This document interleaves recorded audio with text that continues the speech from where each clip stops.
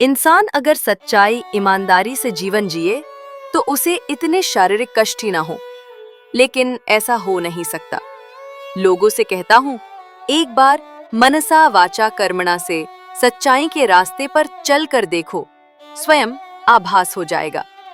प्रकृति ऋषि का रोज का नियम था कि वो नगर से दूर जंगलों में स्थित शिव मंदिर में भगवान शिव की पूजा में लीन रहते थे। कई वर्षों से ये उनका अखंड नियम था। उसी जंगल में एक नास्तिक डाकू अस्थिमाल का भी डेरा था।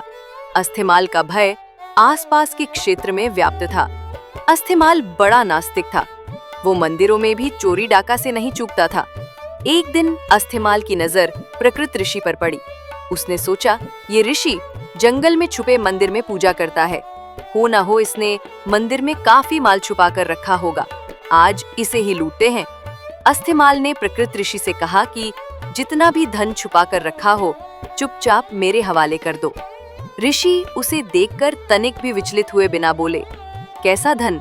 मैं तो यहाँ बिना किसी लोभ के पूजा को चला आता हूँ। डाकू को उनकी बातों पर विश्वास नहीं हुआ।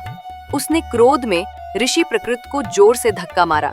ऋषि ठोकर खाकर शिवलिंग के पास जाकर गिरे और उनका सिर फट गया। रक्त की धारा फूट पड़ी।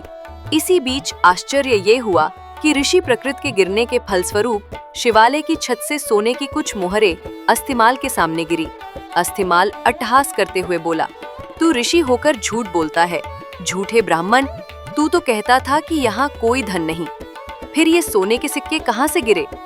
अब अगर तूने मुझे सारे धन का पता नहीं बताया तो मैं यहीं पटक पटक कर तेरे प्राण ले लूंगा। प्रकृति ऋषि करुणा में भरकर दुखी मन से बोले, हे शिवजी, मैंने पूरा जीवन आपकी सेवा पूजा में समर्पित कर दिया, फिर ये कैसी विपत्ति आन पड़ी? प्रभु मेरी रक्षा करे। जब भक्त सच्चे मन से पुकारे तो भोलेनाथ क्यों ना आते? महेश्वर तत्क्षण प्रकट हुए और ऋषि को कहा कि इस होनी के पीछे का कारण मैं तुम्हें बताता हूँ। ये डाकू पूर्व जन्म में एक ब्राह्मण ही था। इसने कई कल्पों तक मेरी भक्ति की, परंतु इससे प्रदोष के दिन एक धूल हो गई। ये पूरा दिन निराहार रहकर मेरी भक्ति करता रहा। दोपहर में जब इसे प्यास लगी तो ये जल पीने के लिए पास के ही एक सरोवर तक पहुंचा। संयोग से एक गाय का बछड़ा भी दिन भर का प्यासा वही पानी पीने आया। तब इसने उस बछड़े को कोहनी मारकर भगा दिया और स्वयं जल पिया। इसी कारण इस जन्म में ये डाकू हुआ। तुम पूर्व जन्म में मछुआरे थे। उसी सरोवर से मछलियां पकड़कर उन्हें बेचकर अपना जीवन यापन करते थे। जब तुमने उस छोटे बछड़े को निर्जल परेशान देखा तो अपने पात्र में उसके लिए थोड़ा जल लेकर आए।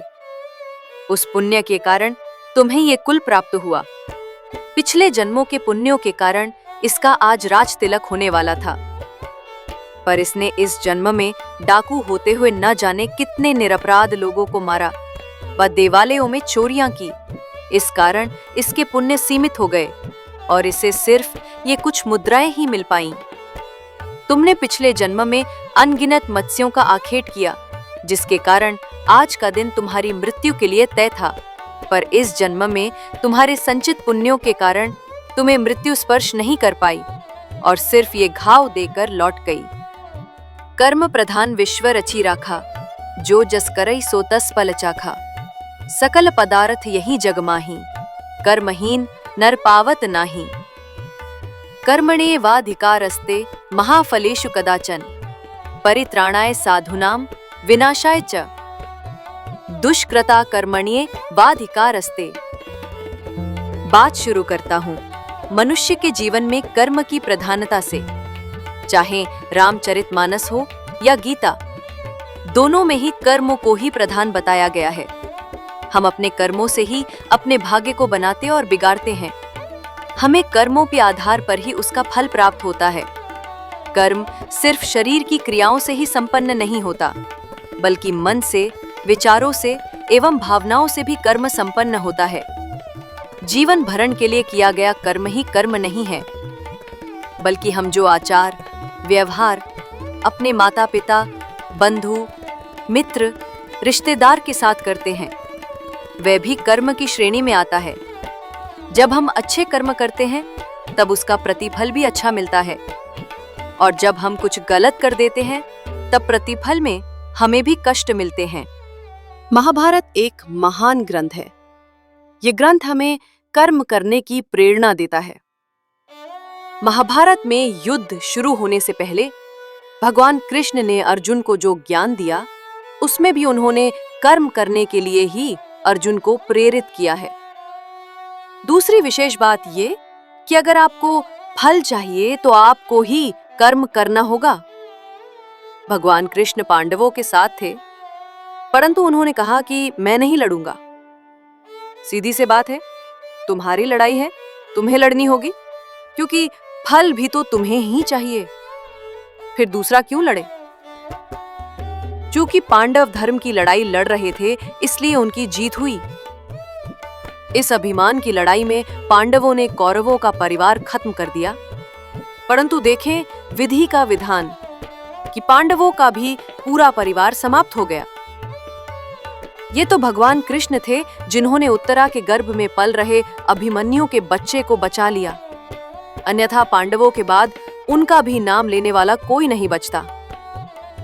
बात वहीं आ जाती है कि उन्होंने अपने भाइयों को खत्म कर उनका परिवार समाप्त किया, तो इसका दंड उनको भी मिला। ईश्वर वो नहीं करते जो हमें अच्छा लगता है, ईश्वर वो करते हैं जो हमारे लिए सचमुच अच्छा है। यदि आपके अच्छे कार्यों के परिणाम स्वरूप भी आपको कोई कष्ट प्राप्त हो रहा है, तो समझिए कि इस तरह ईश्वर ने आपके बड़े कष्ट हर लिए। हमारी दृष्टि सीमित है, परंतु ईश्वर तो लोक परलोक सब देखते हैं, सबका हिसाब रखते हैं। हमारा वर्तमान, भूत और भविष्य सभी को जोड़कर हमें वही प्रदान करते हैं जो हमारे लिए उचित है। सदा ईश्वर की शरण में रहें। हे नाथ, हे मेरे नाथ, मैं आपको भूलूं नहीं। हर हर महादेव, जय शिव शंभू। वीडियो पसंद आई हो तो इसे लाइक, शेयर और सब्सक्राइब करना ना भूलें।